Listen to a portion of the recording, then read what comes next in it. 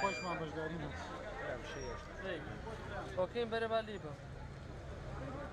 appreciated.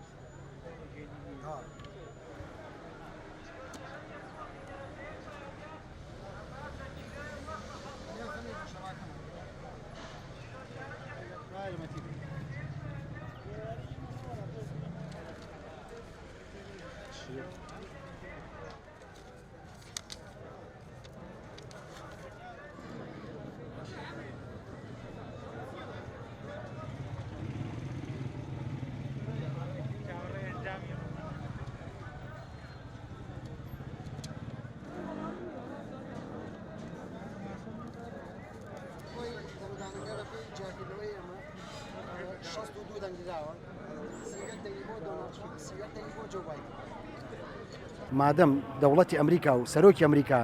دەسەڵاتی هەیە و هەژمونی هەیە بەسەر زۆربەی وڵاتانی جیانە ئێوتم با ئەمەش وەکو کورد وەکو وەڵبجەیەک دەنگمان هەبێت لە دیاریکردنی کەسێکا بۆ سەرۆکایەتی ئەمریکا لەوەشە بەم دەنگی ئەمە هیچ لە مەسلەکە ناگۆڕە بڵێ گۆڕانکاری بەسەر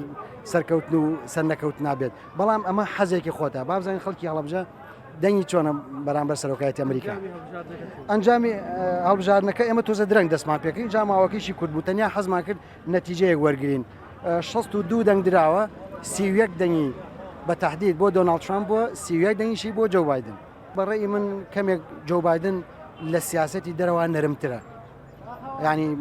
بڕیاری خێرا نادات اینجاوەکو لەگەڵ گەلی هەژار و ستەم لێکراوە ئەوانە تا ڕادەیەک هەیە دۆناڵد ترامپیش زیاتر بۆ ئەمریکا کارەکە وەک شعارەکە خۆی ئەمریکا فەرست ئەوە خۆی دیارانی ئەمریکا پێشم کە زیانی هەر شتێک لە مەسلحەتی ئەمریکا نەبێت نایکات تقریبا